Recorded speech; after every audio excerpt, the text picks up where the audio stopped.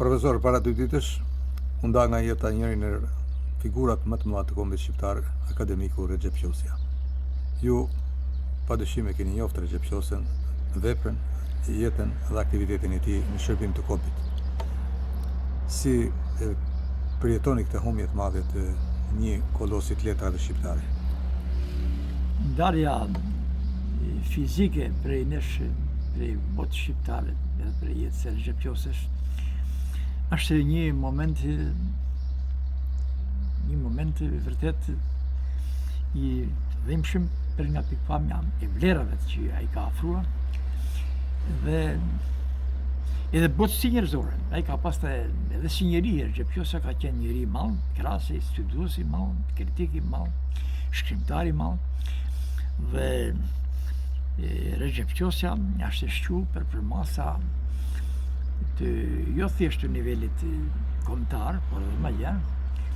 Dhe jo rastësisht ai ishte edhe mes tjerash vlerësime që ka marrë nga bota letrare, në përgjithësi ka qenë edhe kandidat për çmimin Nobel.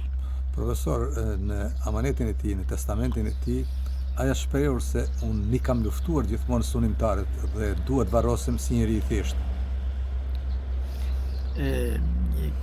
Kjo dëshmon për masën homerike të Recep Qosjes, do të thotë objektivitetin e tij krijues, e panshmërinë pra në tretesat estetike, gjysore, historike, madje edhe në politikë, edhe se ka qenë një politikan i njohur në kuptimin e pozicioneve të serioze në momente shumë të vështira të Kosovës edhe të shqiptarisë, pra edhe të Shqipërisë. Qosja nuk ka pranuar konformizmin.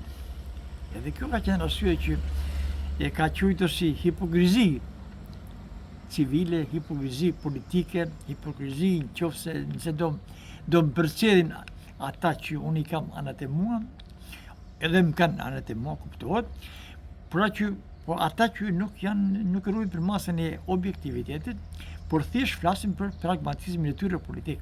Është një mesazh i fuqishëm që jep Qosja, sepse edhe tek ne vuajmë nga droga e politizimit të gjithçkaje. Edhe politizimi bëhet deri dhe Recep Qosjes. Politizimi është bëhet deri dhe Kadyref. Politizim kërkojmë t'i bëjmë, i kemi bën edhe thishtes. Pra, edhe Qosja vendor në këtë rast, përmes testamentit të tij, vendor një ndër plagët e dhimbshme që e kompromentojnë rënë botën krijuese, letrare, shkencore dhe politike shqiptare. Profesor, Recep Qosja ishte nga Vucajt dhe me origjinë nga Kelmendi, nga Malësia e Madhe. A është krenari kjo për Malësinë kur një intelektual i tillë është përfaqësues i kësaj treve? Jo thjesht është krenari, por është edhe një konfirmim i vlerave që ka treve Malësisë së Madhe. Është edhe një konfirmim i dimensioneve të një njeriu studiues, krijues, polemizues, publicist, kritik, që ka ruajtur gjithmonë dimensionin e vlerës në afishimin e tij.